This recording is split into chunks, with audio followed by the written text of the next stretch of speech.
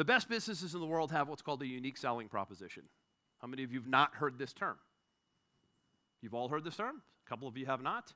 So finding your unique selling proposition is sort of like finding your mission, right? It's like your mission in your marketing. When you have a unique selling proposition, you know exactly what makes you stand out in the marketplace, and you can communicate that. And when you communicate that, you are very attractive.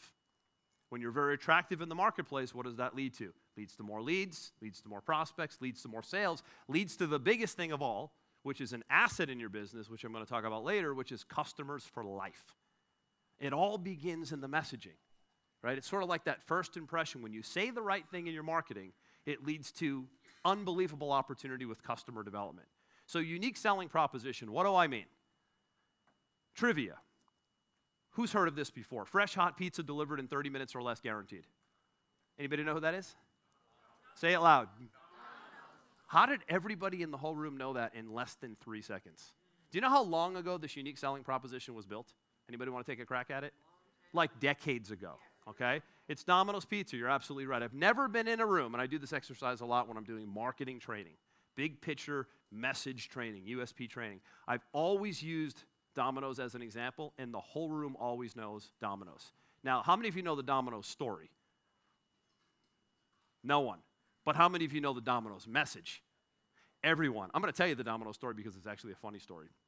Domino's Pizza was started by 2 college kids who smoked a lot of weed, and they realized that we just like to eat a lot of pizza when we smoke a lot of weed. I'm dead serious, by the way. This is not a joke.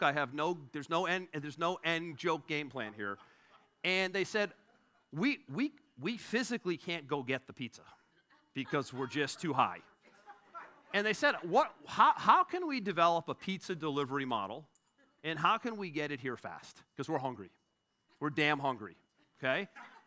And they built a pizza company, and they built the pizza company on 2 very important things within this message that you would not think they would build a pizza company on.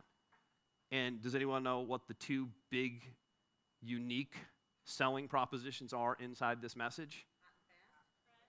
Hot, you nailed it. Hot, in fact, nothing about it being good.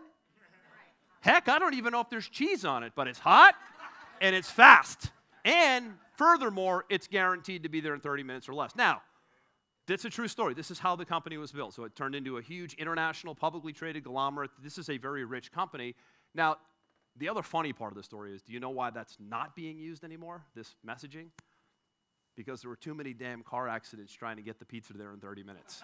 And they had a lot of lawsuits. But this one single message, this unique selling proposition, launched a multiple $100 million pizza enterprise that, frankly, I see them all over the place where I live in Miami. Do you guys, is the pizza any good? I haven't done a delivery. No?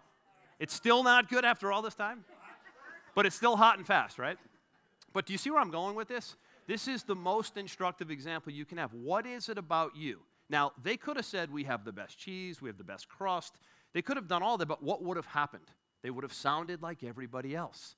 They would have sounded like every other pizza delivery company on the planet because they were focused on the same thing that everyone else is focusing on. So the challenge I have for you today, this weekend, is what can I find? The one little thing, the X factor that's unique, that's memorable, that I can attach myself to, and a lot of times it will be built from within your story.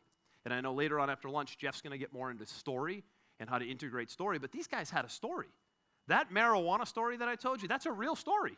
They didn't use that in their marketing, but the backstory, the origin story here is that these guys needed to find a way to get pizza delivered fast and hot and quick because they were hungry.